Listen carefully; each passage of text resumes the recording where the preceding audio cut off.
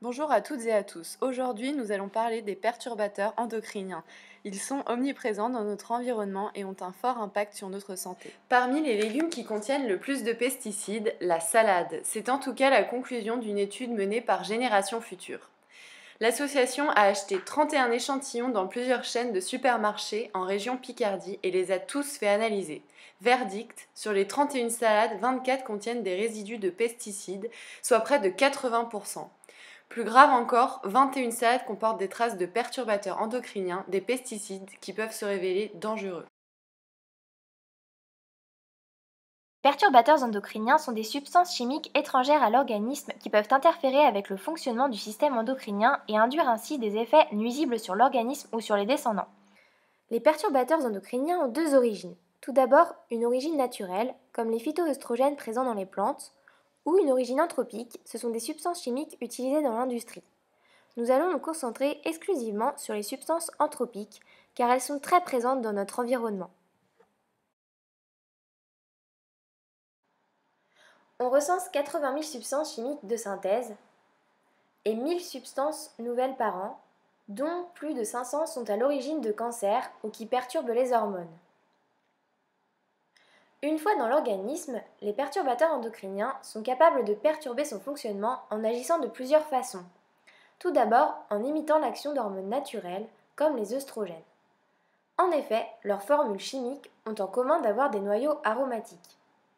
Les perturbateurs endocriniens sont également constitués de noyaux aromatiques, ce qui leur permet d'avoir des effets mimant les œstrogènes.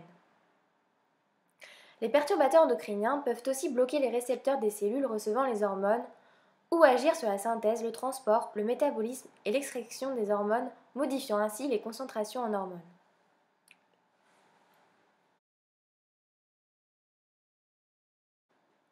Ces substances se retrouvent dans les usines, les laboratoires et même dans les objets de consommation de la vie courante, comme par exemple dans les cosmétiques, dans les emballages alimentaires ou encore dans les peintures.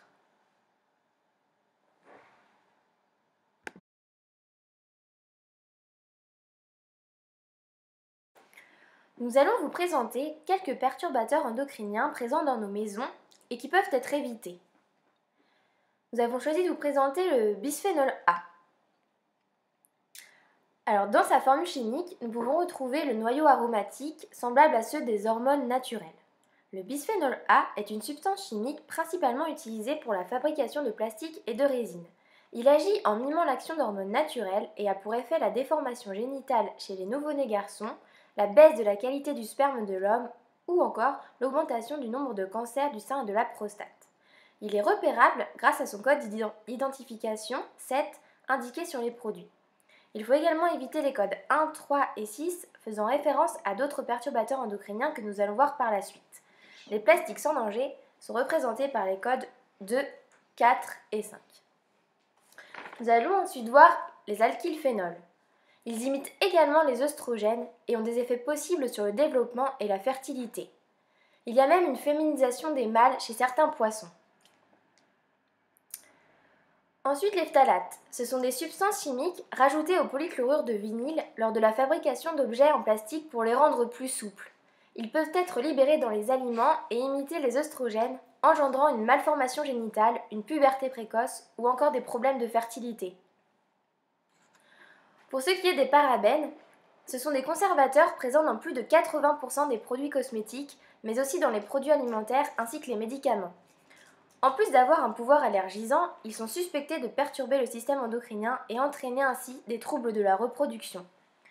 Pour les produits cosmétiques, il faut utiliser des produits testés dermatologiquement sans parabènes. Comme nous venons de le voir, il existe plusieurs sortes de substances perturbatrices endocriniennes. Nous sommes très rarement exposés à une seule substance et c'est l'effet cumulé qui peut être dangereux pour la santé. Maintenant, nous allons rencontrer Monsieur Rodien, docteur au CHU d'Angers. Suivez-moi. La fameuse notion d'effet cocktail en disant que peut-être en ayant plusieurs molécules en même temps, on peut potentialiser l'effet de chacune des molécules qui toute seule ne fait pas grand-chose.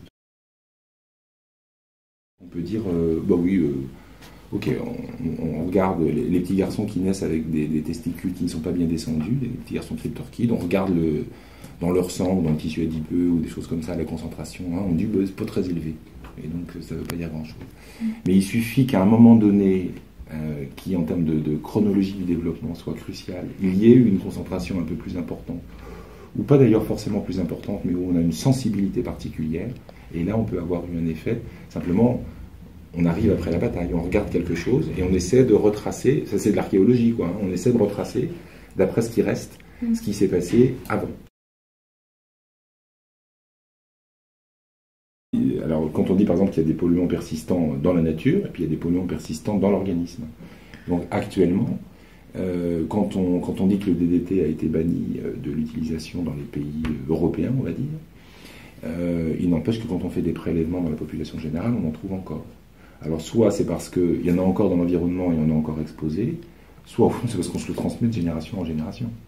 Les futurs mamans qui en ont stocké dans leur organisme, et en particulier ça se stocke beaucoup dans le tissu adipeux, dans les adipocytes, eh ben, leurs enfants, leurs fœtus vont être exposés et éventuellement vont en accumuler eux-mêmes également. Mais alors, quelles sont les mesures prises pour lutter contre les perturbateurs endocriniens ? Il y a 3 décisions concrètes qui ont été prises à l'issue du Conseil national de la transition écologique le 29 avril 2014. Tout d'abord, éliminer le bisphénol A des tickets de caisse. Dans les jouets, cibler les contrôles sur les phtalates et accélérer la substitution du bisphénol A. Et il y a des nouvelles substances qui ont été expertisées, comme le méthylparabène ou encore l'acide orthoborique. Merci de nous avoir suivis et à très bientôt pour une prochaine émission.